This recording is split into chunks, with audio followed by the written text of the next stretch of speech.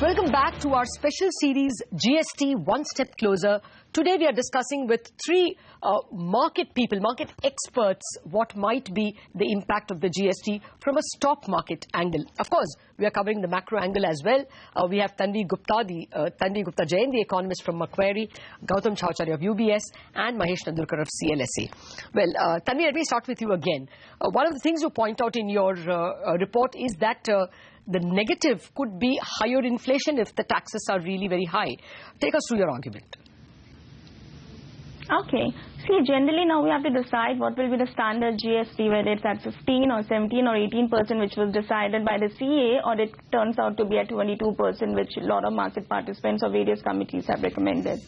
Now, we think that even if you assume a standard GST rate of 17 to 18%, we believe it will be marginally inflationary in the short term. What exactly will happen is that the services which are currently taxed at 15%, assuming a GST of 18%, the services tax rate will increase. As well as if you look at the manufacturing, which are currently taxed at 22.5%, and they will see a decline in the tax rate to somewhere around 18%.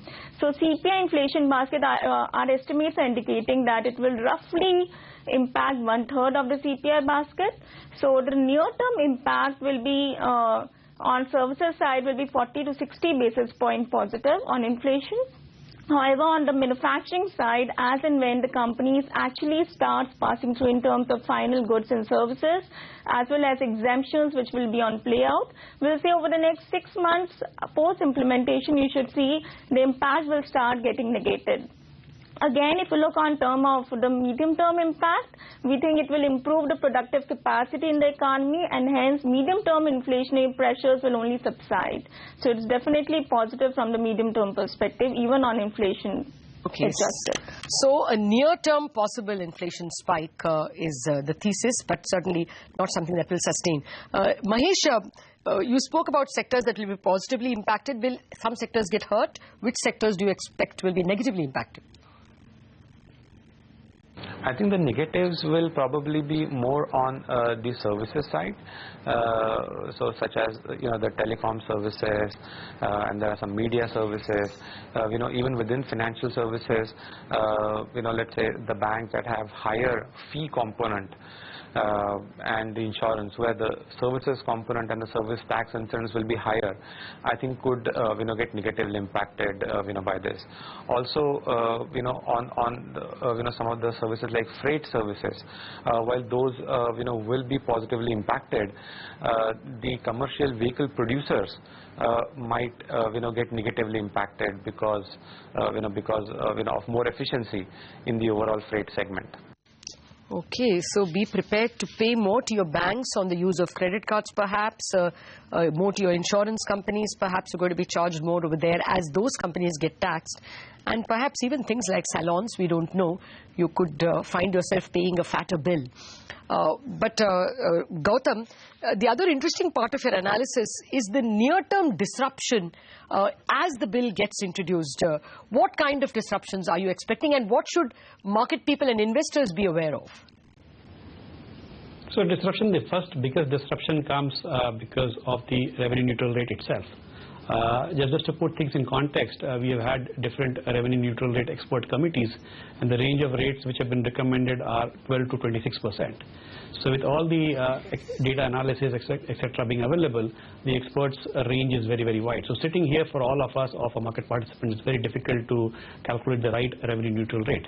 And just to put things in perspective again, if we look at the revenue neutral rate, say, goes off by 2% versus the right revenue neutral rate on either side, it implies roughly 10% plus higher or lower tax revenues for the government, because the productivity impact of GST in terms of higher tax revenues because of formalization of the economy will happen only over the medium term. In the first few months, it will just replace the existing system without the productive benefits flowing through. So in the first few months, if they don't get the RNR right, you could see government revenues going up by 10% or low, or surprising negatively by 10%, which has its own implications. If they overcollect by 10%, it will definitely dampen consumption, business activity, and be inflationary. If they undercollect by 10%, obviously they cannot sustain fiscally and they will be forced to raise tax rates. And that will itself cause huge amount of uncertainty in the first few months. And obviously you're replacing a very complex system at the state level, central level, excise, services, VAT, etc.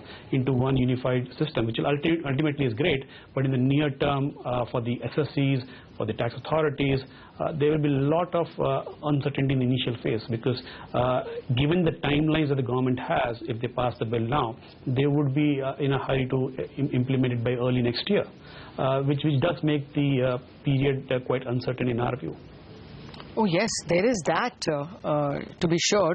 Mahesh, your take on that? Is there a risk of the implementation being delayed, 1 to 3 years because of all these political and procedural issues, agreeing on the revenue neutral rate, 15 states passing a bill, others who are not happy with it, like maybe a Tamil Nadu, what if one person stands out? And then, of course, procedural issues like the IT backbone.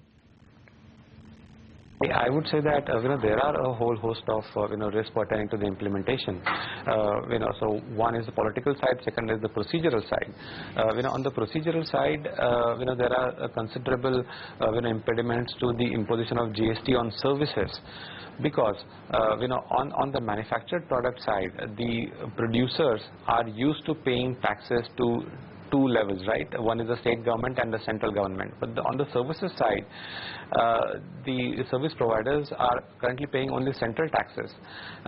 They're not used to paying state taxes, and also many of these services are B2B and more national in nature, and how do you apportion that to various states is going to be one of the very big issues. So services implementation of GST is going to be a big issue. Then there will obviously be some of the other sort of teething troubles which one would expect anyway. And from the political perspective, we all know that the impact of the GST implementation is going to be more inflationary, and from that perspective any government would be wary of implementing these changes too close to an election. Okay. Oh yes, there is that fear for sure.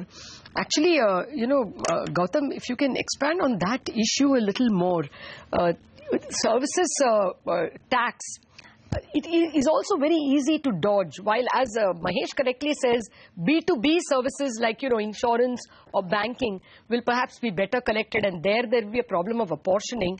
In a lot of services facing the economy, facing the consumer, even now there is a tendency to tell people, "Mere ko discount de do, I will not ask for a bill." Those kinds of things happen. And I'm more worried about what disruption it can mean in terms of accounting. Do you think corporates could go through a fairly painful period of not knowing what tax adjustments they will get and what tax adjustments they will have to give? I'm just worried about the intermediate disruption. For instance, whatever they pay for personal benefit, like having a canteen, cannot be VATed. You don't get a GST set off on it. Do you expect a lot of problems at the P&L level, accounting level? It could be. It could very well be, Latha, because we have to see the final bill also, how robust that is, the rules which finally get notified, how clear and transparent they are. But we've seen historically, even with well-established statutes like Income Tax Act or the earlier or the current indirect tax regimes, there's always so much grey area in terms of interpretation. So for a new legislation coming in, that will obviously throw up its own challenges. Having said that, just to step back to your earlier point, in our view, the biggest game changer from GST is not just creating a common market, which sounds good to talk about, but for us the biggest game changer comes from creating a single common IT network across the entire value chain. So now you have a different IT network for excise, service, state level VAT, and different states which don't talk to each other. If you have one common IT network at the back end, that makes the formalization of the economy very, very easy. So including when you talked about the retail level gaps, etc., theoretically they can be covered. Okay, that's of course the positive. One hopes that those gaps will ensure that the tax rate does not have to be very high. Just very quick words, if I can get all three of you, but at least two of you. Will there be a very serious FII disappointment, Gautam, if, after passing the amendment, the bill gets stuck? I think the amendment itself is the biggest indicator for FIIs, at least for the near term, because that's what has been delayed for a while. If post amendment bill getting passed, the actual bill gets delayed a bit, the state level bills get delayed a bit, I think FIIs can live with that. Okay. So you expect a bump up in the market if next week, for instance, the amendment actually gets passed? In the short term, possibly, but markets are anyway anticipating that. When you talk to investors, most of them are anticipating this to get done this session. So in a way, this is getting priced in already.